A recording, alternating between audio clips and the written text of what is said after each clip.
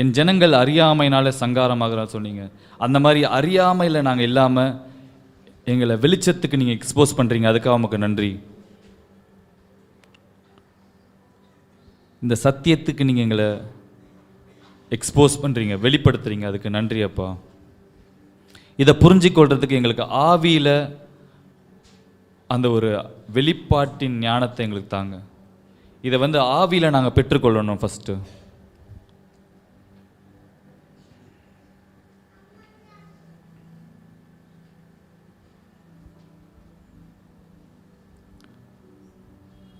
இந்த வார்த்தைகளை கேட்க நீங்கள் எங்களை அபிஷேகிச்சிருக்கீங்க, அதுக்காக உமக்கு நன்றி.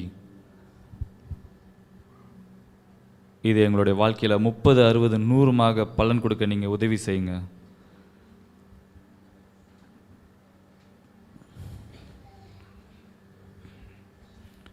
இயேசுவின் மூலம் பிதாவே, ஆமீன். போன வாரம் நம்ம என்ன பார்த்தோம்? திரித்துவம்னா என்னன்னு சொல்லி நம்ம பார்த்தோம். ஸோ இது பாருங்களேன், எல்லா சத்தியங்களுக்கும் ரொம்ப ஒரு அடித்தளமான ஒரு விஷயமா இருக்குது. இந்த விஷயத்தை புரிஞ்சாதான் நம்மளால் என்ன பண்ண முடியும்? மீதி இருக்க சத்தியத்தெல்லாம் நம்மளால் பைபிள்லேருந்து புரிஞ்சிக்கவே முடியும். அது அவ்வளோ முக்கியமாக இருக்குது. ஏன்னா இதுதான் பாருங்களேன், ஃபவுண்டேஷன் அப்படின்னு சொல்லுவாங்கள்ல. இப்போ இந்த பில்டிங்க்கு ஃபவுண்டேஷன் இருந்தால் தான் என்ன பண்ண முடியும்? அதுக்கு மேலே எல்லாத்தையுமே கட்டிட்டு போக முடியும். அந்த மாதிரி நம்ம இந்த ஆவிக்குரிய விஷயங்களை புரிஞ்சுக்கிறதுக்கும் தேவனுக்குரிய விஷயங்களை புரிஞ்சுக்கிறதும், அவர் ஃபஸ்ட்டு யார், அவர் எப்படி இருக்காருன்றதை புரிஞ்சாதான் நம்மளால் மீதி விஷயங்கள்லாம் பண்ண முடியும். ஆமென், ஆமென். இந்த நோக்கம் அப்படின்னு ஒன்று இருக்குது பார்த்தீங்களா, பர்பஸ். ஒரு விஷயத்தை நம்ம செய்யும் போது நிறைய கேள்விகள் இருக்கும். எப்போ செய்கிறோம், எப்படி செய்கிறோம், அந்த மாதிரிலாம் நிறைய கேள்வி இருக்குது. யாருக்காக செய்கிறோம் அப்படின்ற மாதிரிலாம். ஆனால் இருக்கிறதுலே ரொம்ப முக்கியமான ஒரு கேள்வி என்னென்னா, ஏன், ஒய். அது எந்த விஷயத்தில் வேணால் எடுத்துக்கோங்க. ஏன் அந்த விஷயத்தை பண்ணுறோன்றதுக்கான கிளாரிட்டி நம்மளுக்கு இல்லை அப்படின்னா நம்ம பண்ணுற விஷயம் என்னவாக இருக்கும்? பாயிண்ட்லெஸ்ஸாக இருக்கும், மீனிங்லெஸ்ஸாக இருக்கும், அர்த்தமற்றதாக இருக்கும். கரெக்டுங்களா? இப்போ ஏன் சர்ச்சைக்கு வரீங்க அப்படின்னு கேட்டேன்னு வச்சுக்கோங்களேன், உங்களுக்கு ஒரு அர்த்தமுள்ள ஒரு பதில் இல்லைன்னா இது வரது எப்படி தான் இருக்கும்? ஒரு வேஸ்ட் ஆஃப் டைம் மாதிரியும் ஒரு அர்த்தம் இல்லாத ஒரு விஷயமா இருக்கும். எல்லா விஷயத்துலையுமே எடுத்து பாருங்கள். ஏன் வேலைக்கு போகிறோம், ஏன் உயிர் வாழ்கிறோம், ஏன் கல்யாணம் பண்ணுறோம், ஏன் குழந்தை பெற்றுக்கிறாங்க, இதுக்கு எல்லாத்துக்குமே ஏன் அப்படின்ற கேள்வி ரொம்ப அவசியமான கேள்வி நம்ம கேட்க வேண்டியதாக இருக்குது. அந்த கேள்விகளை நம்ம கேட்டுக்கல அப்படின்னா நம்ம என்ன பண்ணிகிட்டு இருக்கோன்னே புரியாது. அதே போல் பாருங்களேன், ஏன் தேவன் சிருஷ்டிச்சார், எதுக்காக மனுஷனை சிருஷ்டிக்கணும், இந்த கேள்வி அப்படியே மைண்டில் வச்சுக்கோங்க. எதுக்காக அவர் சிருஷ்டித்தார், எதுக்காக இதெல்லாம் உருவாக்குனார், எதுக்கு மனுஷன் வேணும்? அவர் பாட்டு நித்தியத்தில் இருந்துட்டு போக வேண்டியதானே. எதுக்காக மனுஷனை உருவாக்கணும், படைச்சி இந்த மாதிரி அவனை டெஸ்ட்டெல்லாம் வச்சு அவன் ஒழுங்காக இருக்கானா பார்த்து அவனை பரலோகத்துக்கு அமிச்சு இப்படி பண்ணி இதெல்லாம் எதுக்கு அவர் பண்ணணும்? என்ன நோக்கத்துக்காக பண்ணார்? யோசிச்சு பாருங்களேன். ஸோ இந்த நோக்கத்தை புரிஞ்சிக்கிறது நம்ம முக்கியமாக இருக்குது. இது தெரியாமல் நம்ம இந்த இடத்துல வாழ்ந்துட்டு இருந்தோம், இல்லை தேவனை தேடுறோம், சத்தியத்தை தெரிஞ்சுக்கிறோம் அப்படின்னா நம்ம எல்லாமே பண்ணும்போது நம்ம என்ன மாட்டிப்போனா, அதோடைய அர்த்தங்கள் இல்லாமல் நம்ம வெறும் கடமையாகவும் ஒரு ரொட்டீனாகவும் அப்படியே ஒரு பழக்க தோஷமாகவும் நம்ம பண்ண ஆரம்பிச்சிடும் எல்லா விஷயங்களையும். நம்மளுக்கு சுவிசேஷம் எங்கேருந்து ஆரம்பித்தாங்க, எங்கன்னு சொன்னாங்க? நம்மளாம் யாருங்க? நம்மளாம் பாவி. கரெக்டாக சொன்னாங்க, நன்றி. நம்மளாம் பாவி, நம்ம விழுந்து போயிட்டோம். ஆதாம் மூலமா நம்ம எல்லாருமே விழுந்து போயிட்டோம். அதனால் என்ன ஆயிடுச்சு, நம்மளுக்கு இப்போ ஒரு மீட்பு தேவை. அதனால் இயேசுன்ற ஒரு நபர் நம்மளுக்கு மீட்பை கொடுத்து நம்மளை என்ன பண்ணார், பரலோகத்துக்கு கூட்டு போயிடுவார். நீங்கள் அவர் ஏற்றுக்கிட்டா எங்கே போயிடலாம்? பரலோகம் போயிடலாம் அப்படின்ற சொல்லி நம்மளுக்கு சுவிசேஷம் சொல்லப்படுது. இப்போ பாருங்களேன், இந்த மாதிரி நடுவில் ஒரு ஈவெண்ட்லேருந்து நம்ம ஒரு விஷயத்தை கதையை தெரிஞ்சிக்கும் போது நம்ம அங்கேருந்து மட்டும் தான் என்ன பண்ணிப்போம், அர்த்தங்களை நம்ம எடுத்துப்போம். அங்கேருந்து மட்டும் தான் நம்ம புரிஞ்சுப்போம். மனுஷன் பாவம் செஞ்சுட்டான், அதனால் இதுவாகிடுச்சு, அதனால் இயேசு இது பண்ணார். ஆனால் முன் நோக்கங்கள்னு ஒன்று இருக்குது. அந்த நோக்கங்கள் புரியலன்னு வச்சுக்கோங்களேன், நம்ம என்ன பண்ணுவோம்னா கதையோடைய ஏதாவது ஒரு விஷயம் இருக்குது பார்த்தீங்களா, அதில் மாட்டிப்போம். இதுதான் ரொம்ப முக்கியம்னு நினச்சி நம்ம என்ன பண்ணிப்போம், அதை ரொம்ப பிடிச்சிக்கிட்டு அதுக்காகவே ரொம்ப போராடிட்டே இருப்போம். நமக்கு சொல்லப்பட்ட சுவிசேஷத்தையே அந்த இடத்துல தான் பார்ப்போம்.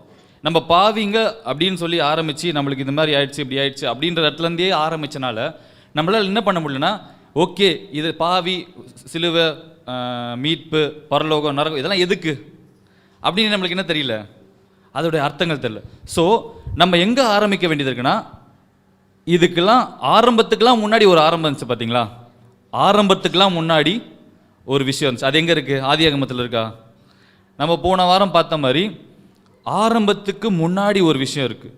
அனாதி நோக்கங்கள். தேவன் வந்து இந்த கிரியேஷன் ஆரம்பிக்கிறதுக்கு முன்னாடி, சிருஷ்டிப்பு, மனுஷனை உருவாக்குறது, இந்த டைம் உருவாக்குறது, அதுக்கு முன்னாடிலாம் என்ன பண்ணிட்டு இருந்தார், அவர் யாராக இருந்தார், அந்த விஷயங்கள்லாம் நம்மளுக்கு தெரிய வரும்போது தான் ஓகே இப்போ நடக்கிற இந்த டைமுக்குள்ளே நடக்கிற மேட்டருக்கு நம்மளுக்கு என்ன தெரியும், அர்த்தம் தெரியும், நம்மளுக்கான அதுக்கான ரகசியங்கள் புரிய வரும். இல்லைன்னு வச்சுக்கோங்களேன், எல்லாத்தையுமே நம்ம எங்கேருந்து தான் பார்ப்போம்னா, நம்ம ஆரம்பித்த இடத்துல தான் நம்ம எல்லாத்தையுமே பார்த்துட்டு இருப்போம். ஆனால் சுவிசேஷம் எங்கே ஆரம்பிக்குதுன்னு பார்த்தீங்கன்னா, உலகம் தோற்றத்துக்கு முன்பாக தேவனுடைய மனதில் ஒரு விஷயம் நம்மளை உருவாக்கணும்னு யோசிச்சார் பார்த்தீங்களா, அங்கே தான் நம்மளோட சுவிசேஷம். ஏன்னா நம்மளை உருவாக்கணும்னு நினச்சது ஒரு சுவிசேஷமா இல்லையா, நற்செய்தியா இல்லையா? நம்மளை கிரியேட் பண்ணணும்னு நினச்சார்ல, நம்மளை சிருஷ்டிக்கணும்னு நினச்சது ஒரு குட் நியூஸாக இல்லையா? அதனால தான் நம்ம இப்போ இங்கே இருக்கோம். ஆமேன், ஆமேன். ஓகே, படிப்போமா? நம்முடைய கர்த்தராகிய இயேசு கிறிஸ்துவின் பிதாவாகிய தேவனுக்கு ஸ்தோத்திரம். அவர் கிறிஸ்துவுக்குள் உன்னதங்களிலே ஆவிக்குரிய சகல ஆசீர்வாதத்தினால் நம்மை ஆசீர்வதித்திருக்கிறார். தமக்கு முன்பதாக நாம் அன்பில் பரிசுத்தம் உள்ளவர்களும் குற்றமில்லாதவர்களுமாய் இருப்பதற்கு அவர் உலக தோற்றத்துக்கு முன்னே கிறிஸ்துவுக்குள் நம்மை தெரிந்து கொண்டபடியே. பாருங்க, உலகம் தோற்றத்துக்கு முன்பாகவே நம்மளை என்ன பண்ணியிருக்காரு, கிறிஸ்துவுக்குள்ள நம்மளை தெரிஞ்சு கொண்டிருக்காரு. நம்ம என்ன நினச்சிருக்கோம், நம்ம போன வாரம் பேசினபடி இயேசு எதுக்காக வந்தாருன்னு கேட்டப்போ என்ன சொன்னோம், நம்ம மனுஷன் பாவம் செஞ்சுட்டான் அதனால் இயேசு வந்தார். ஸோ அப்போ மனுஷன் பாவம் செய்யலைன்னா என்ன இருக்கும், இயேசு வந்திருப்பாரா மாட்டாரா? வந்திருப்பார். ஏன்னா இங்கே என்ன படித்தோம், அவர் உலகம் தோற்றத்துக்கு முன்பாகவே நம்மளை கிறிஸ்துவுக்குள்ள என்ன பண்ணும், தெரிந்து கொள்ளணும், நம்மளை என்ன பண்ணும், அன்பில் பரிசுத்தமாகவும் குற்றமற்றவர்களாக ஆக்கணும்னு சொல்லி அவருடைய அனாதி தீர்மானமாக இருக்குது. அப்போ பாருங்களேன், நம்ம ஆதாமுக்குள்ளே தொலைஞ்சி போகிறதுக்கு முன்பாகவே நம்ம கிறிஸ்துவுக்குள்ள என்ன பண்ணப்பட்டிருக்கோம், தெரிந்தெடுக்கப்பட்டிருக்கோம். பாருங்க, நம்ம கதையை எங்கே ஆரம்பிக்கிறோம், ஆதாம் எழுந்துட்டான்னு சொல்கிறோம். ஆனால் கதைக்கு முன்னாடி என்ன இருக்குது, ஒரு ப்ரீக்வல்னு சொல்லுவாங்க. அந்த மாதிரி என்ன இருக்குன்னா, நம்ம ஆதாமுக்குள்ள பாவத்தில் விழுறதுக்கு முன்னாடி கிறிஸ்துவுக்குள்ள நம்ம தெரிந்து கொள்ளப்பட்டிருக்கோம். ஆமேன். பாவத்தினால இயேசு இந்த உலகத்துக்கு வரல, நம்மளை தீர்மானிச்சனால, நமக்கு இந்த அன்புல பரிசுத்தப்படணும்னு நம்மளை தீர்மானிச்சனால இயேசு வந்தார். ஆமேன். படிப்போம் இன்னொரு வசனம், 2 தீமோத்தேயு 1:9. அவர் நம்முடைய கிரியைகளின்படி நம்மை ரட்சிக்காமல் தம்முடைய தீர்மானத்தின்படியும் ஆதி காலம் முதல் கிறிஸ்து இயேசுவுக்குள் நமக்கு அருளப்பட்ட கிருபையின்படியும் நம்மை ரட்சித்து பரிசுத்த அளவினாலே அழைத்தார். பாருங்க, இங்க என்ன போட்டிருக்குன்னா, ஆதி காலம் முதல். இங்கிலீஷ் டிரான்ஸ்லேஷன் எப்படி போட்டிருக்குன்னா, which was in Christ Jesus before the world began. இந்த உலகம் ஆரம்பிக்கிறதுக்கு முன்பாகவே நம்மளுடைய கிரியையின்படி அவர் ரட்சிக்கணும்னு முடிவு பண்ணலையாம். அவருடைய அனாதி நோக்கம், அவருடைய திட்டத்தின்படி என்ன பண்ணணும், நம்மளை மீட்கணும் அப்படின்றதான் அவருடைய நோக்கமாக இருந்திருக்கு. ஆமேன். ஸோ நம்மளுடைய கிரியையோ இல்லை நம்மளுடைய ஃபாலோ என்ன பண்ணவே இல்லை, அவருடைய அனாதி நோக்கத்தை மாற்றவே இல்லை. நம்ம நினச்சிட்டு இருக்கோம், ஓகே மனுஷன் பாவம் செஞ்சனால தான் என்ன பண்ணார், இயேசு வந்து இதெல்லாம் பண்ணார், அதுக்காக தான் இதெல்லாம் நடக்குது, எல்லாமே நான் தான் பண்ணுறோம் அப்படின்னு சொல்லி. இல்லைங்க, முன்னாடி ஒரு நோக்கம் வச்சுருக்காரு. அந்த நோக்கத்தை நம்ம தெரிஞ்சுக்கிட்டாதான், அந்த நோக்கம் என்னன்னு புரிஞ்சுக்கிட்டாதான் இப்போ நடுவில் நடக்குது பார்த்தீங்களா, கிறிஸ்மஸ், குட் ஃப்ரைடே, ஈஸ்டர், இதுக்கெல்லாம் என்ன கிடைக்கும், ஒரு அர்த்தமே நம்மளுக்கு கிடைக்கும். இது என்ன பண்ணிச்சுன்னா, நம்மளுக்கு வந்து இந்த மாதிரி சுவிசேஷம் ஒரு பாதியிலேருந்து நம்மளுக்கு ஒரு சுவிசேஷத்தை சொன்னனால நம்ம என்ன பண்ணிக்கிட்டோம்னா, நம்ம பார்க்குறது எல்லாமே அங்கே தான் பார்ப்போம். பாருங்களேன், நடுவில் இருந்து தான் பார்ப்போம். எல்லாத்தையுமே எப்படி பார்ப்போம்னா, எப்படியாவது நல்லவனாக வரணும், எங்கே போயிடணும், எங்கே போக போகிறீங்க எல்லாரும், நல்லவனா நம்ம நீதிமானாக வாழ்ந்து எங்கே போயிடணும், பரலோகத்துக்கு போயிடணும். நம்மளோட நோக்கம் எல்லாமே இப்படி தான் இருக்குது, எப்படியாவது ஒழுங்காக வாழ்ந்து எங்கேயாவது அவரோட வருகையில் போயிடணும், இல்லை பரலோகத்துக்கு போயிடணும், மண்டையை போட்டு எப்படியாவது அங்கே போயிடணும், அங்கே போய் சேர்ந்துடணும். இதுதான் நம்மளுடைய பிளானாகவே இருக்குது. அதனால் நம்ம பைபிள் படிக்கிறதும் சரி, என்ன ஜபம் பண்ணுறது எல்லாமே எதை சுற்றி பண்ணுவோன்னா, இந்த நரகம், பரலோகம் இப்படின்ற 2 விஷயத்தில் வச்சு நம்ம என்ன பண்ணிகிட்டு இருப்போம், எல்லாத்தையுமே பார்த்துக்கிட்டு இருப்போம். ஏன்னா ஆரம்பித்ததே எங்கே தான், பாவம்ன்ற விஷயத்தில். நம்மளுடைய சுவிசேஷமே பாவம்ன்ற ஆரம்பித்தனால நம்ம எங்கேயாவது பாவத்துலேருந்து எஸ்கேப் ஆகி எங்கே போகணும், பரலோகம் போகணும், நரகம் போகணும் அப்படின்ற ஒரு கண்ணோட்டத்திலேயே நம்ம போயிட்டு இருப்போம். இந்த மாதிரி ஒரு கண்ணோட்டம் இருக்கும்போது நம்மளால் என்ன பண்ண முடியாது, முழு வரைபடத்தை புரிஞ்சிக்க முடியாது. ஏன்னு வச்சுக்கோங்களேன், ஒரு எக்ஸாம்பிள் இப்போ பாருங்கள், இந்த பில்டிங் கட்டுறாங்கன்னு வச்சுக்கோங்களேன். இந்த பில்டிங் கட்டும் போது இந்த பில்லர்லாம் எழுப்புவாங்க.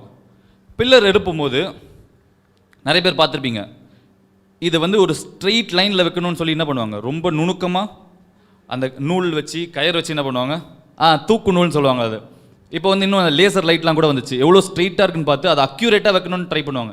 எதுக்காகங்க அந்த மாதிரி அக்யூரேட்டாக வைக்கணும்? எதுக்காக அக்யூரேட்டாக வைக்கணும்? இல்லை சரி, அப்படி கட்டலன்னா என்ன ஆகிடும்? கட்டலன்னா என்ன ஆகிடும்னா பில்டிங் இடிஞ்சு வந்துடும். இந்த மாதிரி உட்காந்துருக்கும்போது திடீர்னு ஒரு நாள் என்ன ஆகிடும், இடிஞ்சு நம்ம மொத்தமாக அப்படியே உள்ளே போயிடும். அந்த மாதிரி ஏன் அது அவ்வளோ நுணுக்கமாக பண்ணுறாங்க அப்படின்ற போது அதுக்கான ஒரு நோக்கம் இருக்குது, ஒரு அனாதி நோக்கம் இருக்குது, அதுக்கான பர்பஸ் இருக்குது. நம்ம இந்த பீப்புளோட சேஃப்டி, நம்மளோட மக்கள். இப்போ பாருங்கள், எங்கள் அப்பா தான் அந்த டைமில் இந்த நூல் வச்சிருக்காருன்னு வச்சுக்கோங்களேன், எதை வச்சு பண்ணுவார்? என் குடும்பம் என் பசங்களாம் கூட இந்த சிஸ்டர் தான் உட்காந்துருப்பாங்க. அப்போ என்ன பண்ணோம், அதுக்காக பத்திரமா வைக்கணும்னு சொல்லி அவ்வளோ கேர் எடுத்து என்ன பண்ணுவாங்க, இந்த பில்லரை ஸ்ட்ரெயிட்டாக வைப்பாங்க. ஸோ பாருங்களேன், இப்போ இந்த மாதிரி பழைய காலத்தை அப்படியே கற்பனை பண்ணி பாருங்கள். இந்த சர்ச்சை கட்டும் போது பாஸ்டர் தான் இந்த மாதிரி நூல்லாம் பிடிச்சி கரெக்டாக அளவேற்றுட்டான்னு வச்சுக்கோங்களேன். அந்த நாளில் யாராவது ஒருத்தர் வந்து பார்த்துட்டு பார்க்குறாங்கன்னு வச்சுக்கோங்க, அவங்களுக்கு வந்து இந்த கட்டுமான பணி பற்றிலாம் எதுவுமே ஐடியாவே கிடையாது, இந்த வீடு கட்டுறது அதை பற்றிலாம் எதுவுமே தெரியாது. ஒரு நாள் வந்து இந்த விஷயத்தை பார்க்குறான்னா அவன் என்ன ரொம்ப நினச்சிப்பான், பாஸ்டருக்கு இதுதான் முக்கியம் போல், பாஸ்டருக்கு இதுதான் ரொம்ப முக்கியம் போல், அது இவ்வளோ போராடி இவ்வளோ மெனக்கட்டி இதை பண்ணுறாரு அப்படின்னு சொல்லி அவர் பார்க்கும்போது என்ன நினச்சிப்பார், இதுதான் கட்டுறதுலேயே ரொம்ப முக்கியமான வேலைன்னு சொல்லி என்ன பண்ணிப்பார், அவர் புரிஞ்சுப்பார். புரியுதுங்களா? ஸோ அந்த நடுவில் வந்து இந்த இடத்துல அவர் பார்த்தனால என்ன பண்ணிப்பார், இதுதான் ரொம்ப முக்கியம்னு சொல்லி அவர் எடுத்துப்பார். ஓகேங்களா? ஆனால் இதுக்கு முன்னாடி இருக்க நோக்கம்லாம் அவருக்கு தெரியாது. வந்து பார்த்தாரு பார்த்தீங்களா, நடுவில் வந்து பார்த்தவர் பார்த்தீங்களா, எதுக்காக எந்த நோக்கத்துக்காக இதை பண்ணுறாரு, ஏன் இவ்வளோ ஸ்ட்ரெயிட்டாக வைக்கணும்னு சொல்லி இவ்வளோ போராடுறாருன்றது பாஸ்டருக்கு தெரியுமே தவிர நடுவில் வந்து ஒருத்தர் பார்த்தார் பார்த்தீங்களா, அவருக்கு தெரியவே தெரியாது. அந்த மாதிரி நடுவில் பார்த்தவர் என்ன பண்ணிப்பார்னா, ஓகே அவர் இந்த அந்த கயிறும் குண்டோடவே சுற்றின்னு இருப்பார், எங்கே போனாலும் கரெக்டாக வச்சிடணும்னு சொல்லி அதையே ஃபோக்கஸாக இருப்பார். அந்த மாதிரி தான் இப்போ பாருங்கள், நம்மளுக்கு வந்து இந்த அனாதி நோக்கம் புரியாதனால இந்த நடுவில் மேட்டர் நினச்சி பார்த்தீங்களா, அதை நம்ம பிடிச்சிக்கிட்டோம்.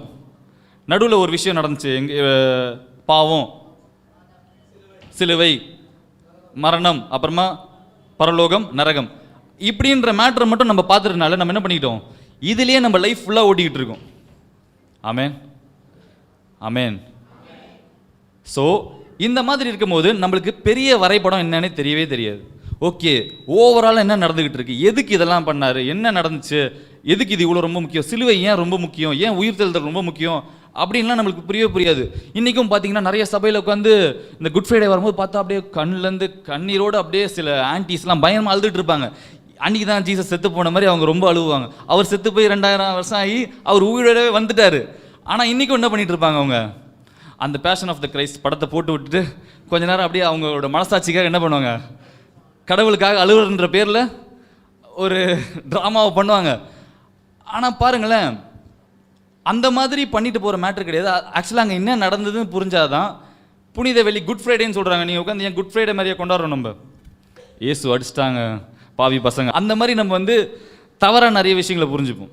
ஸோ இதனால் நம்மளுக்கு வந்து எங்கேருந்து பார்க்குறோம், எந்த இடத்துலேருந்து பார்க்குறோம், எந்த கண்ணாடி வழியாக நம்ம வந்து விஷயங்களை பார்க்குறோம் அப்படின்றது வந்து ரொம்ப முக்கியமான விஷயமா இருக்குது. பிதா, குமாரன், பரிசுத்த ஆவி இருக்காங்க, 3 பேர் இருக்காங்க. அவங்க நித்தியத்தில் இருக்காங்க. அவங்களுடைய ஒரு 3 பேர் வாங்கலாம் பாருங்க. இவர் தான் பிதான்னு வச்சுக்கோங்க, பஸ்கட்லாம் பண்ணிட்டு வந்திருக்காரு பிதா. ஸோ இவர் வந்து குமாரன், பரிசுத்த ஆவியானவர். ஓகேங்களா? ஸோ நம்ம போன வாரம் பார்த்த மாதிரி 3 பேர் இருக்காங்க. இவங்க வந்து நித்தியத்தில் இருக்காங்க. ஓகேங்களா? இவங்களுக்குள்ள என்ன இருக்கு, லவ் இருக்கு, பயங்கரமான ஒரு அன்பு இருக்கு, ஒரு சுயநலம் இல்லாத மற்றவர்களை பற்றி கரிசனையாக இருக்கிற அன்பு, அதர் சென்டர்ட் லவ், இவங்களையே மற்றவங்களுக்காக விட்டு கொடுக்குற ஒரு அன்பு இவங்களுக்குள்ள இருக்கு. இவங்க 3 பேரும் அந்த அன்பின் நிறைவில் தான் வாழ்ந்துகிட்டு இருக்காங்க. பிதா, குமாரன், பரிசுத்த ஆவி பரிசுத்தமாக இருக்காங்களா? அவங்க பாவம் செஞ்சனால பரிசுத்தமாக இருக்காங்களா, இல்லை அவங்க வந்து நித்தியத்துலேருந்தே பரிசுத்தமாக இருக்காங்களா? நித்தியத்துலேருந்தே அவங்க பரிசுத்தமாக இருக்காங்க. பாவன்ற ஒரு விஷயமே தேவையில்லை. இப்போ பாருங்கள், நம்மளுக்கு தான் இப்போ பரிசுத்தம்னா என்னன்னு சொல்லணும்னு என்ன சொல்லுவோம், பாவம் இல்லாமல் இருக்கிறது தான் பரிசுன்னு சொல்லுவோம். ஆனால் பிதா, குமாரன், பரிசுத்த ஆவியானவருக்கு பாவன்ற விஷயமே தேவையில்லை. அவங்களுக்குள்ள இருக்க அன்பு எப்படி இருக்குது, பூரணமாகவும் பரிசுத்தமாகவும் இருக்கனால அவங்க பரிசுத்தமாக இருக்காங்க. அதனால தான் பாருங்களேன், தேவதூதர்கள் என்ன பண்ணுறாங்க, பரிசுத்தர் பரிசுத்தர்னு சொல்லி பாடிக்கிட்டே இருக்காங்க. ஓகேங்களா? அந்த மாதிரி ஏன் அவங்க பாடிட்டு இருக்காங்கன்னா, இவங்க வந்து தப்பு செய்யாத இருக்கனால அவங்க அப்படி பாடுறாங்களா? இவங்களுடைய அன்பு பார்க்குறாங்க பார்த்தீங்களா, இவங்களுக்குள்ள ஒரு அன்பு ஓடிக்கிட்டு இருக்குல்ல, அந்த அன்பு பார்க்கும்போது அந்த அன்போட வியப்பில் என்ன பண்ணுறாங்க, தூதர்கள்லாம் அவங்கள பார்த்து பரிசுத்தர் பரிசுத்தர்னு பாடுறாங்க. இப்போது தேவன் இப்போ நம்மளே எதுக்கு சிருஷ்டித்தாரு, நம்மளை எதுக்குங்க சிருஷ்டிக்க, நிறைய வசனம் போட்டுக்கல பைபிளில். தேவன் நம்மளை எதுக்காக சிருஷ்டித்தார்? அவரோட மகிமைக்காக, துதிப்பதுக்காக அப்படி சொல்லி. இப்போ பாருங்க, நம்மளை துதிப்பதுக்காக சிருஷ்டித்தான்னு சொன்னோன்னே நம்ம துதிச்சாதான் அவங்க வந்து பரிசுத்தமாக இருப்பாங்களா? இப்போ வந்து நம்ம பாடுறோம் தூயரே அப்படின்னு சொல்லி பாடும்போது நம்ம இப்போ இப்படி தூயரேன்னு பாடுறதுனால தான் அவங்க பரிசுத்தமாக இருக்காங்களா, இல்லை அவங்க ஆல்ரெடி பரிசுத்தமாக இருக்காங்களா? ஆல்ரெடி பரிசுத்தமாக இருக்காங்க ஓகேங்களா. அதனால் தேவதூதர்கள் வந்து எதை பார்த்து பாடுறாங்கன்னா, அவங்களுக்குள்ள இருக்க அன்பு ஒரு பூரணமாக இருக்குது பார்த்தீங்களா, ஒரு பர்ஃபெக்ட் லவ் அவங்களுக்குள்ள இருக்குது. ஒரு குற்றமில்லாத, மற்றவங்கள பற்றி எந்த ஒரு தீங்கும் எண்ணாமல் அவங்களுக்குள்ள ஒரு அன்பு இருக்குது. அந்த அன்பை பார்த்து தான் என்ன பண்ணுறாங்க தேவதூதர்கள் பாருங்க. சரி, இப்போ இவங்க 3 பேருக்குள்ள ஆராதனை இருக்கா, வர்ஷிப் இருக்கா? எப்படி சொல்கிறீங்க? ஏன்னா இவங்க ஒருத்தர் என்ன பண்ணுறாங்க, புகழ்ந்து பேசுகிறாங்க, அவங்கள வந்து மேன்மையாக பேசுகிறாங்க. ஸோ ஆராதனை எங்கே ஃபஸ்ட்டு ஆரம்பிக்குதுன்னா இவங்க 3 பேருக்குள்ளே இருக்குது. ஏன் இவங்க 3 பேருக்குள்ளே ஆராதனை இருக்குன்னா இவங்களோட அன்பு பூரணமாக இருக்குது ஓகேங்களா. இன்றைக்கி நம்ம ஆராதிக்கிறோம் தேவனை வந்து, இன்றைக்கி எத்தனை பேர் தேவனை ஆராதிக்க வந்திருக்கீங்க, எத்தனை பேர் ஆராதிச்சிங்க? ஆனால் நீங்கள் எந்த ஒரு நோக்கத்தில் ஆராதிச்சிங்க அதை யோசிச்சு பாருங்களேன். அடுத்த வாரம் இஎம்ஐ இருக்குது, இன்றைக்கி நல்லா வர்ஷிப் பண்ணால் தான் என்ன வரும், அடுத்த வாரம் நம்மளுக்கு பேமெண்ட் வரும், அடுத்த வாரம் நம்மளுக்கு காசு வரும், அடுத்த வாரம் இந்த பிரச்சனை முடியும்னு சொல்லி நம்ம அநேக நேரத்தில் நம்மளுடைய தேவைக்காக, நம்மளுடைய பிரச்சனைகளுக்காக என்ன பண்ணுறோம், ஆராதனை செலுத்திட்டு இருக்கோம். ஆனால் உண்மையிலே ஆராதனை எப்படி இருக்கணும்னா, இவங்களுக்குள்ள இருக்க அந்த அன்பை பார்த்து தேவ தூதர்கள் எப்படி தூயர் பரிசுத்தர்னு சொல்லி அவரை ஓயாமல் ஆராதிச்சுட்டு இருக்காங்களோ அந்த மாதிரி ஒரு ஆராதனை நமக்குள்ளே வரணும். அந்த மாதிரி ஆராதனை வந்துச்சுன்னா பாஸ்டர் வந்து உங்களை எந்திரிச்சிங்க, கையை தூக்குங்க, கையை ஆட்டுங்க, உட்காருங்க அப்படின்னு சொல்லி ஏரோபிக்ஸ் கிளாஸ் மாதிரிலாம் பண்ண மாட்டாங்க. நீங்களே ஆராதிக்கும் போது என்ன பண்ணிடுவீங்க, தானா உங்கள் கால்லாம் நிற்க ஆரம்பிச்சிடும், நீங்கள் என்ன பண்ண ஆரம்பிச்சிருவீங்க, பாட ஆரம்பிச்சிருவீங்க ஓகேங்களா. அந்த மாதிரி தான் ஒரு ஆராதனை தான் தேவன் விரும்புகிறாரு. நீங்கள் வந்து ஏதோ தேவைக்காகவோ இல்லை அந்த மாதிரி விஷயங்களுக்காக நம்ம வரும்போது நம்ம உண்மையிலேயே அவருடைய பரிசுத்தத்தை பார்த்து ஆராதிக்கல, நம்ம சுயநலமாக நிறைய விஷயத்தை என்ன பண்ணிகிட்டு இருக்கோம், ஆராதிச்சுட்டு இருக்கோம். ஆமேன் ஆமேன். ஸோ அவருடைய அன்பை பார்த்து நமக்கு ஒரு வியப்பு ஆகிறோம் பார்த்தீங்களா, அதுதான் உண்மையிலே ஆராதனை. எப்படி ஒரு எக்ஸாம்பிள் சொல்ல முடியும்னா, இப்போ பாருங்கள், ஒரு பயங்கரமான ஒரு ஹிமாலயா இல்லை ஒரு பெரிய மலையெல்லாம் போய் பார்க்குறீங்கன்னு வச்சுக்கோங்களேன், அது அப்படியே எப்படி இருக்கும், உண்மையிலே நீங்கள் அந்த இடத்துக்கு போய் நின்னீங்கன்னா தெரியும், ஒரு பெரிய மவுண்டெயின்லேருந்து அப்படியே அந்த ஹிமாலயன் ரேஞ்ச் அந்த மாதிரி இல்லை பெரிய பெரிய மவுண்டன் நீங்கள் போய் பார்க்கும்போது உங்களுக்கு எப்படி இருக்கும், எப்படி இருக்கும், ஒரு மாதிரி பிரமிப்பாக இருக்கும்ல, பா என்னடா அது அப்படின்னு இருக்கும் பார்த்தீங்களா. அதுதான் ஆராதனை. நம்ம தேவனுடைய அன்பை பார்த்து அப்படியே ஒரு பிரமிச்சு போய் அப்படியே நிற்கிறோம் பார்த்தீங்களா, அதுதான் உண்மையிலே ஆராதனை. நீங்கள் அந்த மாதிரி மலை முன்னாடி போய் நிற்கும் போது இப்படி நிற்பீங்களா? சர்ச்சுக்கு வந்து இப்படி தான் நின்றுப்போம். இந்த மாதிரி நிற்போமா நம்ம? அந்த மாதிரி மலையை பார்க்கும்போது அப்படியே வியப்பில் அப்படியே கையெல்லாம் இப்படி வச்சுட்டு பா அப்படின்னு சொல்லி நிற்போம் பார்த்தீங்களா, அதுதான் உண்மையிலே ஆராதனையாக இருக்குது. ஆமே. நம்ம தேவனை பற்றி அவரோட அன்பை புரிய வரும்போது என்ன பிரச்சனைனா, நம்மளுக்கு இன்னும் அவரோட அன்பே புரிய வரல. அதனால் நம்ம என்ன பண்ணிகிட்டு இருக்கோம், நம்மளுடைய கடமைக்காகவும் ஓகே சண்டேனா என்ன பண்ணிடணும், சர்ச்சுக்கு வந்து ஒரு 4 பாட்டை பாடணும், பாஸ்டர் ஏதாவது கிளுக்கி நம்ம டான்ஸ் ஆட வைக்க ட்ரை பண்ணியிருப்பாரு, அதுக்கு இடம் கொடுக்காம நம்ம என்ன பண்ணியிருந்தோம், எஸ்கேப் ஆகி மெசேஜ் டைம் போயிட்டா கொஞ்ச நேரம் தூங்கிடலாம் அப்படின்னு நம்ம பிளான் போட்டு என்ன பண்ணிட்டு இருக்கோம், அந்த மாதிரி ஒரு ஸ்கெடியூலில் ஒர்க் பண்ணிட்டுருக்கோம். ஆனால் உண்மையிலேயே தேவனுடைய அன்பு புரிய வரும்போது உங்களுடைய கால்கள் தானாக வரும், கைகள் தானாக நீங்கள் உயர்த்தி அவரை ஆராதிக்க ஆரம்பிச்சிருவீங்க. ஆமேன். அது வரும் சீக்கிரத்தில், கூடிய சீக்கிரமே உங்களுடைய இருதயத்திலாம் அவருடைய அன்பு புரிஞ்சு நம்ம அந்த மாதிரி ஆராதிக்க போகிறோம். ஆமேன் ஆமேன். ஸோ பாருங்களேன், பிதா குமாரன் பரிசுத்த ஆவியானவர் இருக்காங்க. இப்போ பாருங்க, யோவான் 1:1 என்ன சொல்லுது பாருங்க, வார்த்தை இருந்தது, அந்த வார்த்தை தேவனிடத்தில் இருந்தது, அந்த வார்த்தை தேவனாய் இருந்தது. பாருங்க, ஆதியிலே வார்த்தை இருந்தது. இப்போ பாருங்க, ஜீசஸ் வச்சுக்கோங்களேன், ஆதியிலே வார்த்தை இருந்தது, அது எங்க இருந்தது, தேவனிடத்தில் இருந்தது. தேவனிடத்தில் இருந்தது சொல்லும் போது அது என்ன மாதிரி ஒரு மீன் பண்ணுதுன்னா, தேவனோடு முகமுகமாக இருந்ததுதான். அவ்வளோ இன்டிமேட்டாக தேவனோடு அவர் இருந்திருக்காரு. அந்த ஒரு க்ளோஸ் சர்க்கிள் என்ன பண்ணியிருக்காரு ஜீசஸ். ஆதியிலே வார்த்தை இருந்ததுன்னா ஓகே அவர் ஏதோ ஒரு மூலையில் இருந்தார் அப்படின்னு இல்லை, அவர் பிதாவோட முகமுகமாக அவருடைய பிரசன்னத்தில் சமூகத்தில் இருந்திருக்காரு ஓகேங்களா. இந்த மாதிரி வார்த்தையான கிறிஸ்து வந்திருக்காரு. இப்போ பாருங்க, பிதா அப்படின்னு ஒருத்தர் இருக்காருன்னா இவரை ஏன் பிதான்னு கூப்பிடுவாங்க, ஒருத்தர் அப்பான்னு கூப்பிட்றாங்கன்னா ஏன் அப்பான்னு கூப்பிடுவாங்க, இல்லைங்க, அப்பான்னு ஏன் ஒருத்தரை கூப்பிடுவாங்க? அவருக்கு பையன் இருந்தால் தான் அவர் அப்பான்னு கூப்பிடுவாங்க, சும்மா எல்லாரையும் அப்பான்னு கூப்பிட மாட்டாங்களே. ஆமாவா இல்லையா? ஸோ இப்போ அப்பான்னு சொல்லும் போது யார் இருக்கா? குமாரன் இருக்கார். இப்போ பாருங்க, அதே மாதிரி ஆதியாகமம் 1ஆம் அதிகாரத்தில் எப்படி சொல்லுதுன்னா, ஆவியானவர் என்ன பண்ணிட்டு இருந்தாரா, ஜலத்தின் மேல் அசைவாடி கொண்டிருந்தார். அது என்ன மாதிரி ஒரு மீனிங்ல சொல்றாங்கன்னா, எப்படி ஒரு கோழி ஒரு முட்டை மேலே உட்காந்து அடக்காக்கிறதுக்கு உட்காரமோ அந்த மாதிரி ஆவியானவர் வந்து ஜலத்தின் மேல் அசைவாடி கொண்டிருந்தாராம். நிறைய இடத்துல ஆவியானவர் வந்து பெண் பாலில் வந்து குறிப்பிடுறாங்க பைபிளில், புரியுதுங்களா? ஸோ அதனால் இப்போ ஆவியானவர் நான் பொண்ணு, ஆவியானவர் வந்து ஃபீமேல் லேடிஸ் அப்படின்னு நான் சொல்ல வரல. ஆவியானவர் நிறைய இடத்துல ஒரு தாயின் குணாதிசயத்தை கொண்ட ஒரு நபராக அவங்கள வந்து என்ன பண்ணியிருக்காங்க, சொல்லியிருக்காங்க. ஸோ இப்போ பாருங்க, பிதா இருக்காரு, குமாரன் இருக்காரு, ஒரு மதர் ரோலில் இருக்க ஆவியானவர் இருக்காங்க. இப்போ இது என்ன என்ன தெரியுது இதுலேருந்து பார்க்கும்போது? எப்படி தெரியுது?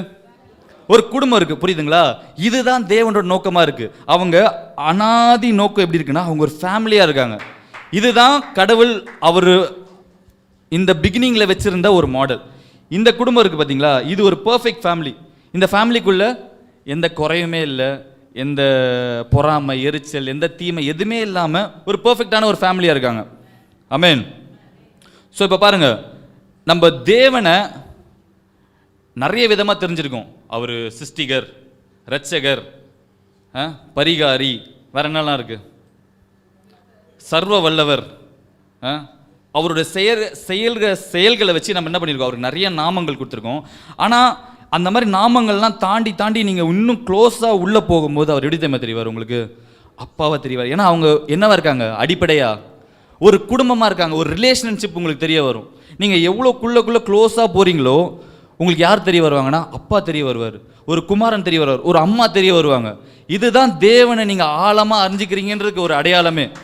ஏன்னா இல்லைன்னா பாருங்கள், நம்ம வெளியே மாட்டிப்போம். நிறைய பேர் என்ன பண்ணுவாங்க, இறைவன், அவர் சிருஷ்டிகர், படைச்சவர் அப்படின்னு சொல்லி மாட்டிப்பாங்க. இல்லைன்னா சில பேர் என்ன பண்ணுவாங்க, சர்வ வல்லவர், அவர் எங்கள் அப்பா கெத்து அப்படின்னு சொல்லி என்ன பண்ணுவாங்க, நிறைய பேர் அந்த மாதிரி சுற்றிட்டு இருப்பாங்க.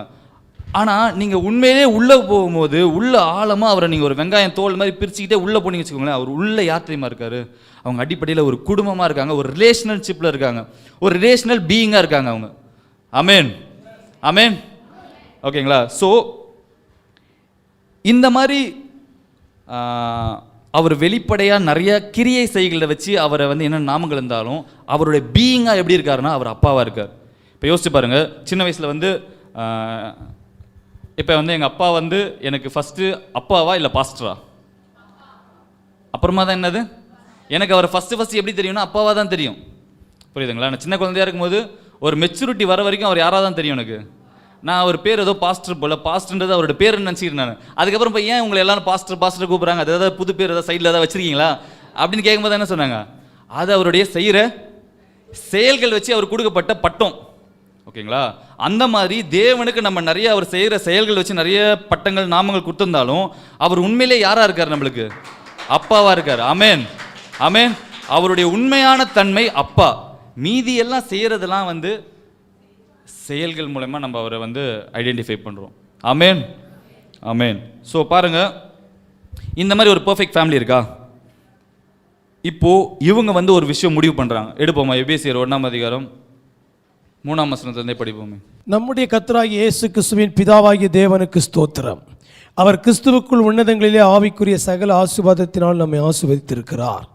தமக்கு முன்பதாக நாம் அன்பில் பரிசுத்தமுள்ளவர்களும் குற்றமில்லாதவருமாய் இருப்பதற்கு அவர் உலக தோற்றத்துக்கு முன்னே கிறிஸ்துவுக்குள் நம்மை தெரிந்து கொண்டபடியே. ஓகேங்களா? இப்போ பாருங்க, கிறிஸ்துவுக்குள்ள உலகம் தோற்றத்துக்கு முன்னாடியே நம்ம வந்து முடிவு பண்ணிட்டார், நம்மளை இந்த மாதிரி பரிசுத்தமாக்கணும், குற்றமற்றவர்களாக்கணும்னு சொல்லி கிறிஸ்துவுக்குள்ள நம்மளை முடிவு பண்ணிட்டார். அடுத்த வசனம் வாசிப்போம். பிரியமானவருக்குள் தாம் நமக்கு தந்தருளின தம்முடைய கிருபையின் மகிமைக்கு புகழ்ச்சியாக தம்முடைய தயவுள்ள சித்தத்தின்படியே நம்மை இயேசு கிறிஸ்துவின் மூலமாக தமக்கு சுவிகார புத்திரராகும்படி முன்குறித்திருக்கிறார். ஸோ இப்போ பாருங்களேன், இப்போ இந்த ஒரு பெர்ஃபெக்ட் ஃபேமிலி இருக்காங்களே, ஃபாதர், சன், ஹோலி ஸ்பிரிட். இப்போது இவங்களுக்குள்ளே வந்து இவங்களுக்குள்ளே இருக்க அன்பில் இருக்கும்போது போன வாரம் பேசின மாதிரி ஒரு தாட் வருது. ஓகே, இந்த அன்பை வந்து யார்கிட்டயே நம்ம ஷேர் பண்ணணும் அப்படின்னு யோசிக்கும் போது தான் என்ன பண்ணுறாங்க, மனுக்குலத்தை உருவாக்கணும், மனுஷன்ற ஒரு விஷயத்தை கிரியேட் பண்ணணும்னு சொல்லி உருவாக்குறாங்க. அப்போது அவங்களோட நோக்கம் என்ன? ஃபஸ்ட்டு நோக்கம் என்ன? அந்த அன்பை பகிர்ந்தளிக்கணும் அப்படின்ற நோக்கம் தான். நிறைய பேர் நினச்சிக்காங்க தேவனுடைய தேவைக்காக நம்மளை படைச்சிருக்காரு, நம்மளை வர்ஷிப் பண்ணுறதுக்காக படைச்சிருக்காரு, நம்ம அவங்களுடைய கிரியேஷன், நம்ம என்ன பண்ணோம், அவரை ஆராதிக்கணும், அதை பண்ணணும், அவரை ப்ளீஸ் பண்ணணும்னு நினைக்கிறோம். ஆனால் உண்மையிலேயே அவங்க வந்து ஒரு சுயநலம் இல்லாத ஒரு நோக்கத்துக்காக நம்மளை கிரியேட் பண்ணியிருக்காங்க. என்ன நோக்கம்னா, இவங்களுக்குள்ளே போகிற இந்த அன்பை நம்மக்கிட்ட என்ன பண்ணணும், ஷேர் பண்ணணும்னு சொல்லி பாருங்கள்.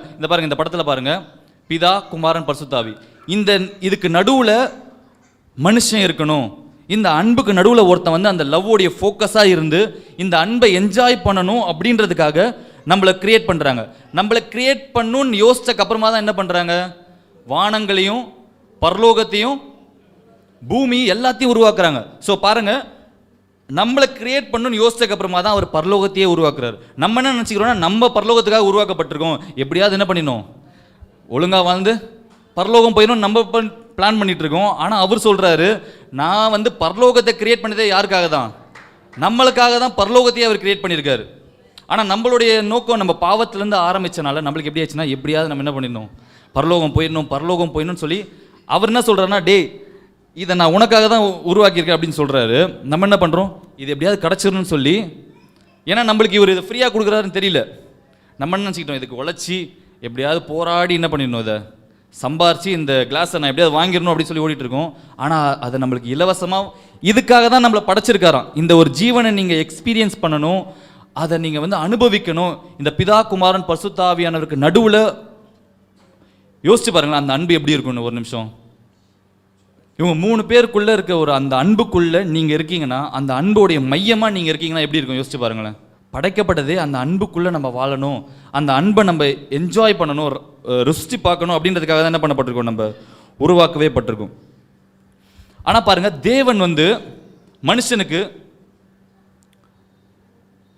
இதை வந்து பாருங்களேன், சரி அவங்க முடிவு பண்ணிட்டாங்க இந்த அன்பை எப்படியாவது கொடுத்து ஆகணும் அப்படின்னு சொல்லிட்டு எனக்கு தரன்னு கழுத்தை பிடிச்சிட்டு அப்படிலாம் உள்ளே கூப்பிட்டு வர மாட்டாங்க. என்ன பண்ணியிருக்காங்கன்னா, சுய சித்தம்னு ஒன்று கொடுத்துருக்காங்க. ஃப்ரீ வில், தேர்ந்தெடுப்பு நம்மளுக்கு என்ன இருக்குது, சாய்ஸ் வந்து கொடுக்கப்பட்டிருக்கு. எத்தனை பேருக்கு சாய்ஸ் இருக்குன்னு நினைக்கிறீங்க? எத்தனை பேர் லைஃப்பில் சாய்ஸ் இருக்குது? என்னங்க சாய்ஸே இல்லாமல் சர்ச்சுக்கு வந்து உட்காந்த மாதிரி பார்க்குறீங்களே, என்ன வேறு வழியில் உன் பேச்செல்லாம் கேட்டு தான் ஆகணும் அப்படின்ற மாதிரி நீங்கள் என்ன பார்க்குறீங்க, புரியுது, ஓகே பாருங்களேன். ஆனால் பாருங்கள், உங்களுக்கு ஒரு சாய்ஸ் இருக்குது, நீங்கள் இப்போ கூட என்ன பண்ணலாம், பிடிக்கலாம்னு சொல்லி ஏச்சு வெளியே போயிடலாம். அந்த மாதிரி நம்மளுக்கு முடிவு எடுக்கிற திறன் நம்மளுக்கு தேவன் கொடுத்துருக்காரு. அதே மாதிரி இந்த வாழ்க்கையை தேர்ந்தெடுக்கிறதுக்கும் நிராகரிக்கிறதுக்கான திறனை நம்மக்கிட்ட படைச்சிருக்காரு.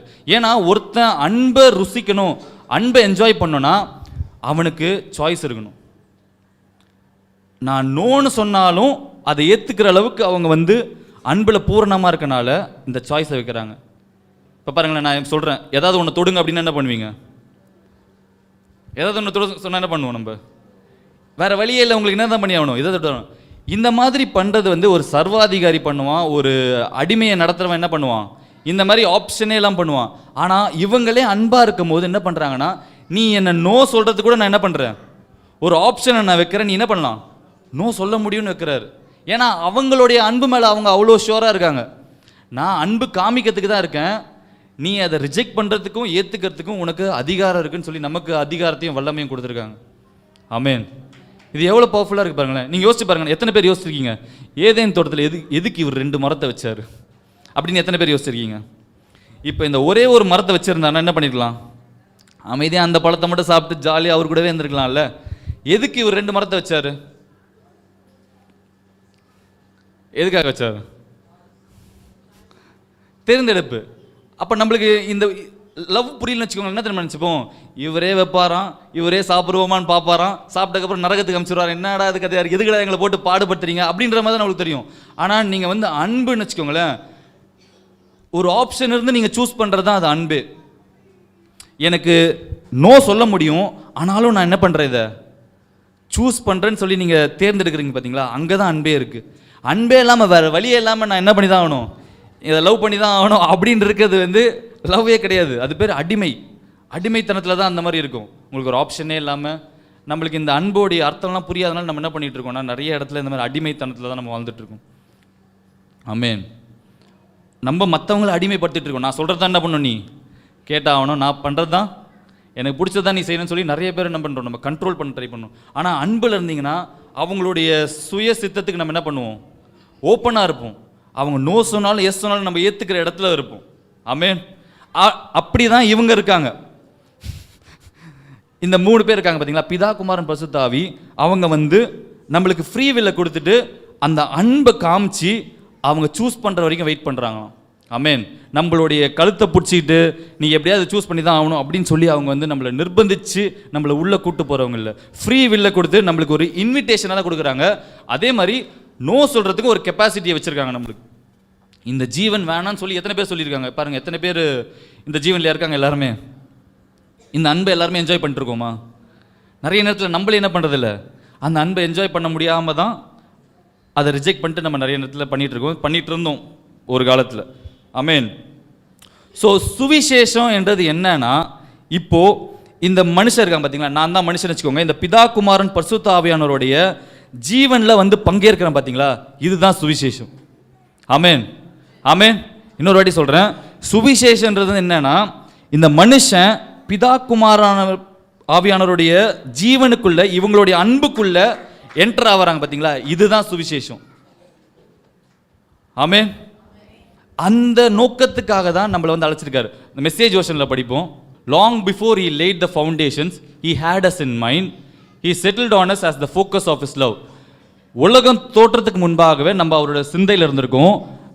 நம்ம தான் அவருடைய அன்பின் மையம்னு சொல்லி அவர் செட்டில் ஆயிருக்காராம். அவர் முடிவு பண்ணியிருக்காராம், to be made whole and holy by his love. அவருடைய அன்பில் முழுமையாகணும், நம்ம பரிசுத்தமாகணும்னு சொல்லி முடிவு பண்ணியிருக்காரு. Long ago he decided to adopt us into his family through Jesus Christ. ஆமென். பாருங்களேன், உலகம் தோற்றத்துக்கு முன்பாகவே நம்மளை கிறிஸ்துவுக்குள்ள இந்த குடும்பத்துக்குள்ள கூட்டு போகணுன்றதான் அவரோட பிளானே. இதனால தான் சொல்கிறேன் நான், ஏதோ மனுஷன் பாவம் செஞ்சதுனால ஜீசஸ் வந்து நம்மளெல்லாம் வந்து பிதாவுக்கும் நம்மளுக்கும் இந்த பிரிவை உடைச்சிட்டாருன்னு இல்லை. அவரோட பிளானே அனாதி நோக்கம் என்னதான், அந்த குடும்பத்துக்குள்ள இயேசுவின் மூலமாக நம்மளை என்ன பண்ணணும், கூட்டிகிட்டு போய் அந்த அன்பின் மையமாக நம்மளை திருப்பி காமிக்கணுன்றதான் அவங்களோட நோக்கமே. அவருடைய தீர்மானத்தில் அவர் உறுதியாக என்ன பண்ணிட்டாரு, இந்த விஷயத்தை நான் பண்ண தான் போகிறேன்னு சொல்லி அவர் முடிவு பண்ணிட்டாரு. இதனால் நம்மளுடைய கிரியைப்படி என்ன பண்ணாரு அவர், நம்மளுடைய கிரியையின்படி அவர் ரசிக்கல, அவருடைய தீர்மானத்தின்படி தான் நம்மளை என்ன பண்ணியிருக்காரு, அவர் ரசித்திருக்காரு. தீர்மானத்தின்படி தான் கிறிஸ்துவின் மூலமாக நம்மளை இந்த குடும்பத்துக்குள்ள சேர்த்திருக்காரு. இதை வந்து குமாரனாகிய கிறிஸ்துவின் மூலமாகவே இதை செய்யணுன்றது தான் அவருடைய அனாதி நோக்கம். ஓகேங்களா?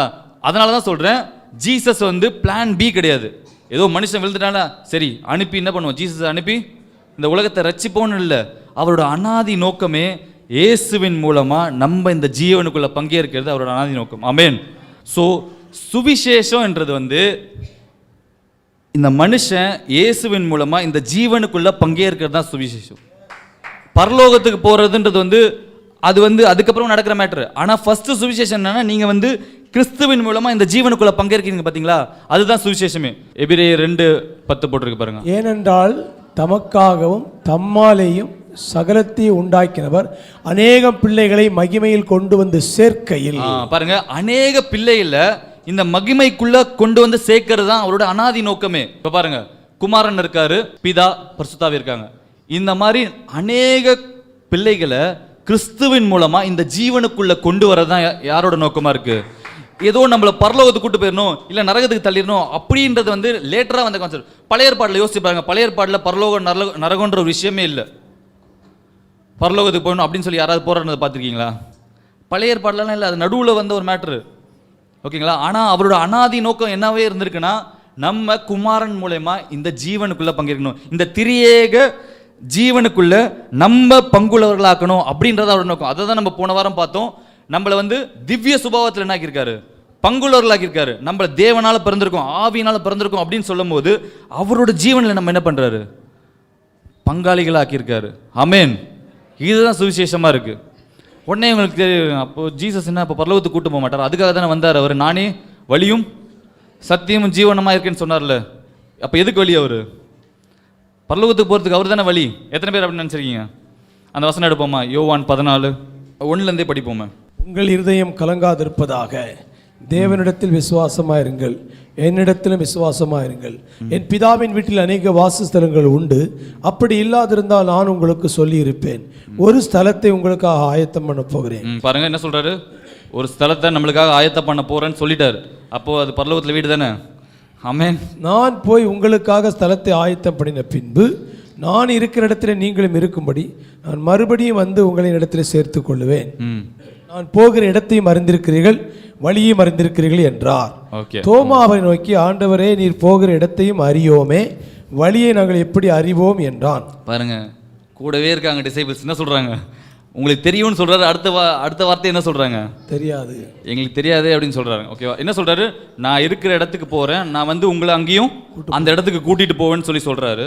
அடுத்த வசனம் 6. அதற்கு இயேசு, நானே வழியும் சத்தியமும் ஜீவனுமாயிருக்கிறேன். ஆமென். பாருங்க, நானே வழியும் சத்தியம் ஜீவனும் சொன்னோன்னே நம்ம என்ன பண்ணிடுவோம்? ஓகே, பரலோகத்துக்கு அவர் தான் வழி, பரலோகத்துக்கு நம்மள அவர் தான் கூட்டு போறோம்னு நினைச்சிருவோம். ஆனா பாருங்களேன், என்னை அல்லாமல் ஒருவனும் பிதாவிடத்தில் வரான். ஆமென். பாருங்க, அப்போ அவர் போற இடம் எதுவா இருக்கு? பிதாவிடம். பிதாவின் இடத்துக்கு தான் போறாரு. உங்களுக்கு ஒரு வாசஸ்தலம் ரெடி பண்றேன், உங்களையும் நான் இருக்கிற இடத்துக்கு கூட்டு போறேன்னா அவர் எந்த இடத்துல இருப்பாரு? பிதாவோட தானே இருக்காரு. பிதாவுடைய அந்த சர்க்கிள்ல தானே இருக்காரு, ட்ரினிட்டியில. அப்போ நம்மள கூட்டிட்டு போறாருன்னா எங்க கூட்டிட்டு போறாரு? பரலோகத்துக்கு கூட்டு போறது நோக்கம் இல்ல. நம்மள இந்த ட்ரினிட்டி, இந்த லைஃப்குள்ள நம்மள கூட்டு போய் சேர்க்கிறாரு. பாத்தீங்களா? அதுதான் அவருடைய நோக்கமா இருந்திருக்கு. அதுதான் அவருடைய அனாதி நோக்கமாகவும் இருந்திருக்கு. ஆமென், ஆமென். ஸோ பரலோகத்துக்கு போகிறதுன்றத ஃபஸ்ட்டு விட்டுட்டு நீங்கள் இதுக்காக தான் வந்தாருன்னு புரிஞ்சுக்கிட்டீங்கன்னா இங்கேவே அந்த ஜீவனை நீங்கள் என்ன பண்ண முடியும்? அனுபவிக்க முடியும், இங்கேயே என்ஜாய் பண்ண முடியும். நீங்கள் வந்து எப்படா சாவோம், எப்படா பரலோகத்துக்கு போவோம்னு சொல்லி காத்துக்கிட்டு இருக்க மாட்டோம். நம்ம நிறைய பேர் பார்த்தோன்னா என்ன பண்ணுவாங்க? இந்த உலகத்தில் போராட்டமாக இருக்குது, என்ன பண்ணிடணும், எப்படியாவது மண்டையை போட்டு நான் பரலோகத்துக்கு போயிடணும்னு யோசிச்சுட்டு இருப்பாங்க. ஆனால் இயேசு வந்த நோக்கம், அவரோட அனாதி நோக்கம் என்னன்னா, உங்களை இந்த ஜீவனுக்குள்ளே பங்கேற்று நீங்கள் இந்த உலகத்தில் என்னவா வாழணும், அந்த திவ்ய சுபாவத்திலையும் அவரோட லைஃப்லையும் பார்ட்டேக் பண்ணி நீங்கள் வாழணுன்றது தான் அவரோட நோக்கமாக இருக்குது. ஆமென், ஆமென். ஸோ இப்போ பாருங்கள், இந்த இடத்துல தான் ஜீவன் இருக்குது. அந்த ரெட் இது பாயிண்ட் பண்ணியிருக்கு பார்த்தீங்களா, அங்கே தான் ஜீவன் இருக்குது. அந்த அறிவு தான் நம்மளுக்கு ஜீவனே கொடுக்குது. யோவான் 17:3 படிக்கிறோம்ல, ஒன்றான மெய்தேவனாகிய உம்மையும் நீர் அனுப்பின இயேசு கிறிஸ்துவை அறிவதே நித்திய ஜீவன். பாருங்க, இயேசு கிறிஸ்து எதை தான் வெளிப்படுத்துவார்? பிதா கிட்ட எப்படி போகிறது, அந்த இடத்துக்கு நீங்கள் அந்த அவரோட அன்பின் மையத்துக்கு எப்படி போகிறதுன்றதை அவர் சொல்லிப்பார். அந்த விஷயத்தை நீங்கள் அறியறீங்க பார்த்தீங்களா? ஓகே, அப்போ அங்கே போகிறதா நித்தியஜன், அங்கே தான் என்ன இயேசு கூட்டு போகிறாரா? நம்ம என்ன நினச்சிக்கிறோம்? இயேசு நம்மளுக்காக மரிச்சார், நம்மளுக்காக உயிர்த்தோடு இருந்தார், நம்மளை என்ன பண்ணிட்டாரு, பரலோகத்துக்கு போகிறதுக்கு ஒரு டிக்கெட் கொடுத்துட்டாரு, நம்பினா போதும் அவ்வளோதான் போயிடலாம் அப்படின்னு நினச்சிட்டு இருக்கோம். ஆக்சுவலாக அது வந்து ஒரு முழுமையான ஒரு சுவிசேஷம் இல்லை. ஏன்னா நம்மளை இந்த அறிவுக்குள்ளே கொண்டு வந்து அந்த நித்திய ஜீவனுக்குள்ளே நம்மளை பங்கேற்க வைக்கிறாங்க பார்த்தீங்களா?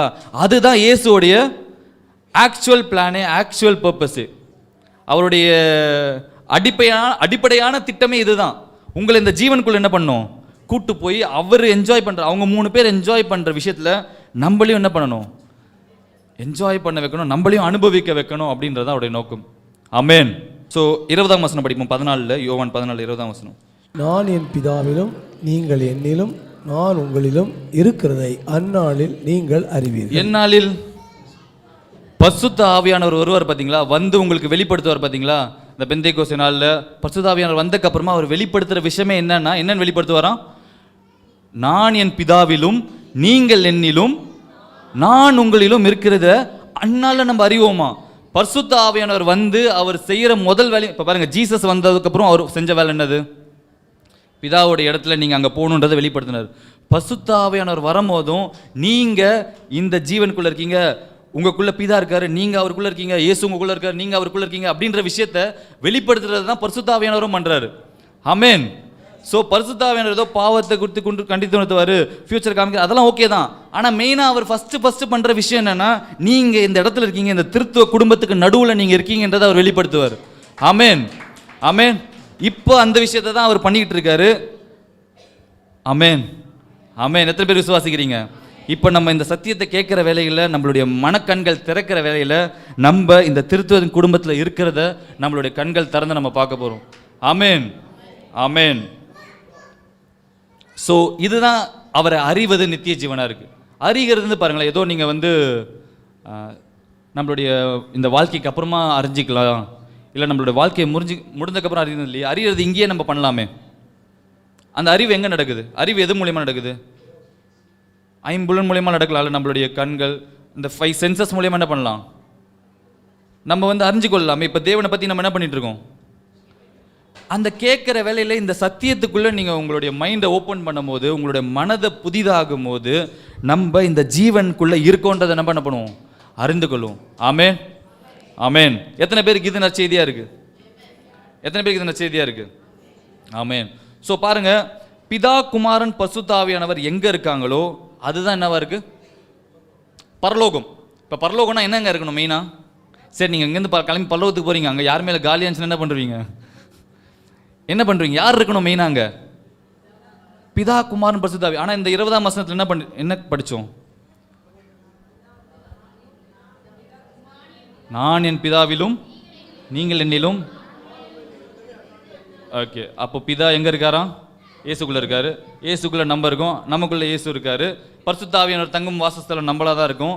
இயேசு நமக்குள்ளே தான் இருக்காரு. அப்போ எல்லாருமே இங்கே தான் இருக்காங்கன்னா அப்போ பரலோகம் எங்கே இருக்குது? நமக்குள்ளே தான் இருக்குது. பரலோகம் எங்கெங்க இருக்கு? பரலோகம் எனக்குள்ள இருக்கு. பக்கத்தில் பஸ், பரலோகம் எனக்குள்ள இருக்கு. ஆமென்.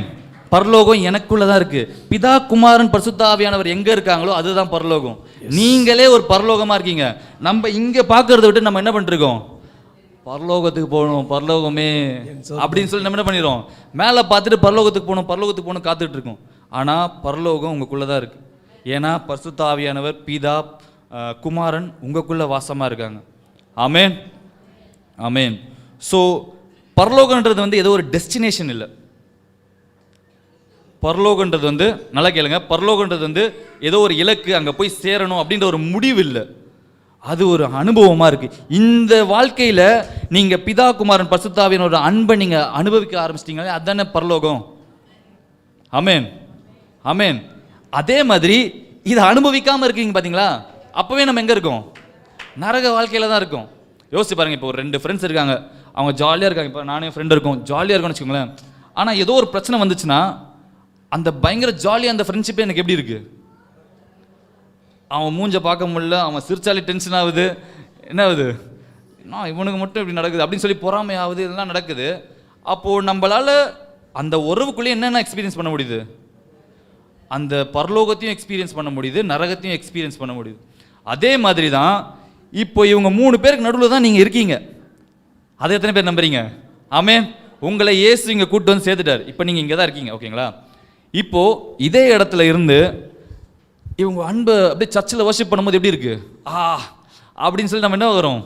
பயங்கர ஜாலியாக இருக்கும். அவ்வளோதான், அப்பா தான் எல்லாமே, அவர் பார்த்துப்பாரு அப்படின்னு சொல்லி செம்ம ஒரு நிம்மதியாகவும் ஒரு சமாதானத்தோடையும் இருக்கும். ஆனால் அதுவே நம்ம ஒரு பாயிண்ட்டுக்கு அப்புறம் சர்ச்சுக்குள்ளே வெளியே போயிட்டோம், ஒரு செவ்வாய்க்கிழமை புதன்கிழமெலாம் வந்ததுக்கப்புறம் எப்படி ஆகிடுது நம்மளுக்கு? என்னடா கடவுள் எங்கே தான்டா இருக்கார், யாராவது பார்த்துக்கிறாரா இல்லையா அப்படின்னு இருக்குது. என்ன மேட்டர்னா, அவங்க இங்கே தான் இருக்காங்க, நம்ம என்ன பண்ணிக்கிறோம்? நம்மளோட கண்களை மூடினால இவங்க இருந்தும் நம்மளுக்கு எப்படி தான் இருக்குது? நரகம் மாதிரி தெரியுது. ஆனால் இவங்க இருக்கிறத நீங்கள் வந்து அந்த அன்பிலிருந்து வாழும் போது அதுதான் உங்களுக்கு பரலோகமாக இருக்குது. ஆமேன், ஆமேன்.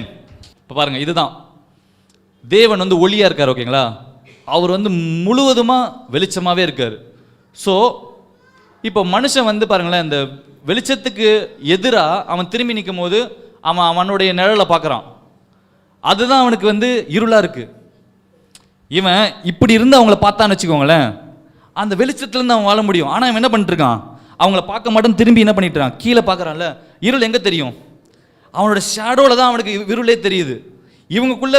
அவங்களுக்குள்ளே வந்து ஃபுல்லாக லைட்டாக இருக்காங்கன்னு போட்டிருக்கு. அவங்க ஃபுல்லாக என்னவா இருக்காங்க? வெளிச்சமாக இருக்காங்க. அவங்களுக்குள்ளே வந்து வேறுபாடே இல்லாமல் இருக்குன்னு போட்டிருக்கு. அந்த மாதிரி இருக்கும்போது நம்மளுக்கு தான் ஃப்ரீவெல் கொடுத்துருக்காருல்ல அவர். அதனால் நம்ம என்ன பண்ணுறோம்? இவங்களாம் கண்டுக்க மாட்டோம்னு சொல்லி நம்ம திரும்பி நிற்கிறோம் பாருங்கள். அங்கே தான் நம்ம இருளையே எக்ஸ்பீரியன்ஸ் பண்ணுறோம்.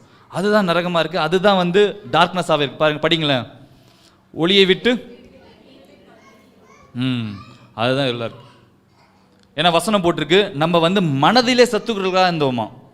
அவருக்கு வந்து அவர் நம்மளை சத்துருவாவே பார்க்கல, அவர் வெளிச்சமாக தான் பார்த்துட்டு இருக்காரு, நம்மளுக்கு இந்த அன்பை கொடுக்கணும்னு தான் பார்த்துட்டு இருக்காரு. ஆனால் நம்ம ஒரு பொய்யை பிலீவ் பண்ணனால நம்ம என்ன நினச்சிக்கிட்டோம்? நம்மளுக்கும் கடவுளுக்கும் இடைவெளி வந்துருச்சு, அவர் என் மேலே கோபமாக இருக்காரு, இந்த மாதிரி நான் வந்து அவர் விட்டு விலகி இருக்கேன் அப்படின்றதுலாம் எங்கே வருது? நம்மளுடைய மனதில்.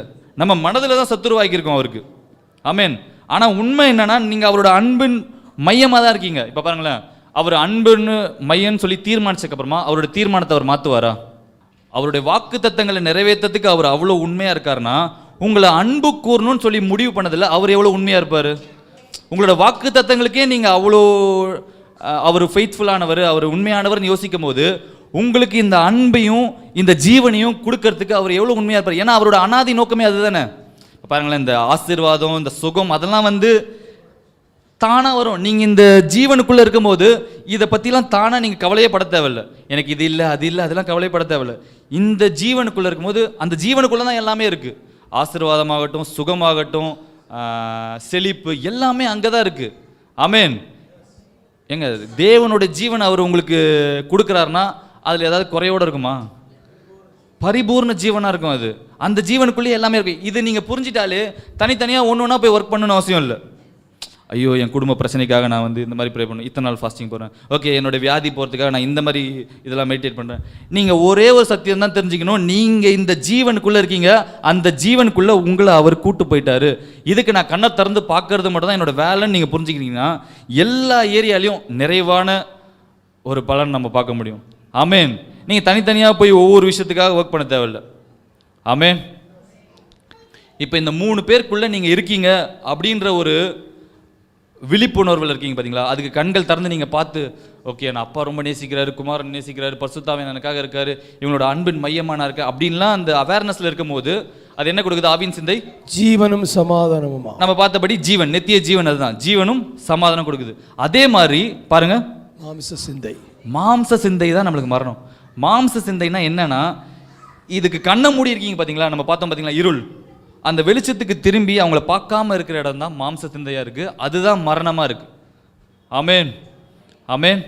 ஸோ எப்படி ஒரு மீன் வந்து தண்ணியிலேருந்து வந்தால் அது செத்து போயிடுமோ, எப்படி ஒரு மரமோ செடியோ அது நிலத்துலேருந்து வந்தால் அதோட மரணத்தை எக்ஸ்பீரியன்ஸ் பண்ணுதோ, அதே மாதிரி திருத்துவத்துக்குள்ளே படைக்கப்பட்ட நம்ம அந்த திருத்துவத்திலேருந்து நம்ம வெளியே வந்து நம்ம சுயமாக இயங்கணும்னு நினைக்கும் போது அந்த எல்லா இடத்துலையும் நம்ம மரணத்தை அனுபவிக்கிறோம். அதுதான் வேற வேற விதங்கள் என்ன பண்ணிட்டு இருக்கு, வெளிப்பட்டே இருக்கு. ஜுரமாகட்டும், சளியாகட்டும், வியாதியாகட்டும், வறுமையாகட்டும், எல்லாமே மரணத்தின் கிரியையாக தான் இருக்கு. ஆனால் நம்மளை அந்த விஷயங்களுக்காக படைக்கல அவர். நம்மளை வந்து இந்த ஜீவன்லையும் சமாதானத்திலையும் படைச்சிருக்காரு. பாருங்களேன், இந்த விஷயம்லாம் நடக்கும்போது நம்மளோட சமாதானம் ஆட்டோமேட்டிக்காக போயிடுது.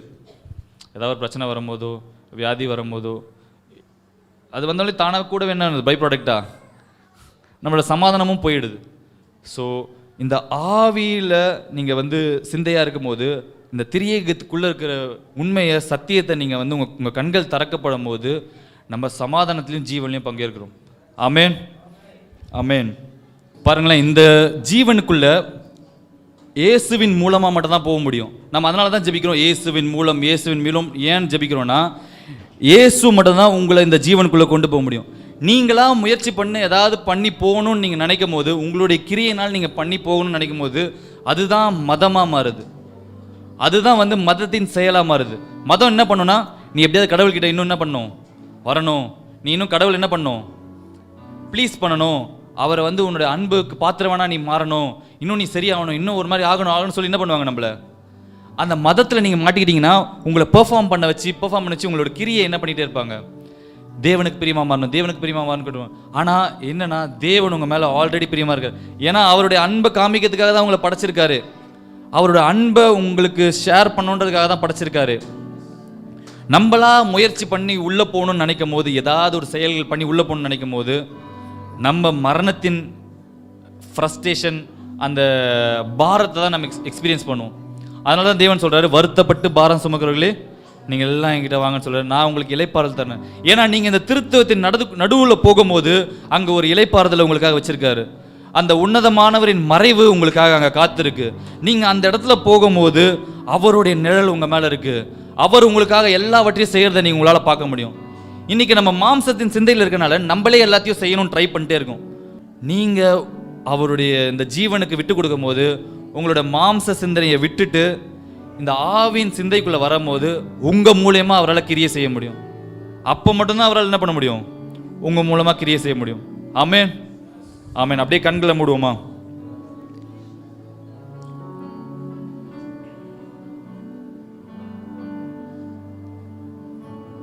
கண்களை மூடி அப்படியே இந்த ஆவியில் ஜெபம் பண்ண ஆரம்பிங்க. இது எங்களுக்கு ஒரு வெளிச்சமாக மாறட்டும். அந்நிய பாஷையில் ஜெபம் பண்ண ஆரம்பிங்க. இதை வந்து நம்ம வார்த்தையாக இப்போ கேட்டிருக்கோம், ஆனால் இது உங்களோட ஆவியில் கிரியை செய்ய ஆரம்பிக்கணும். அப்போ தான் இதோட வெளிப்பாடு புரியும்.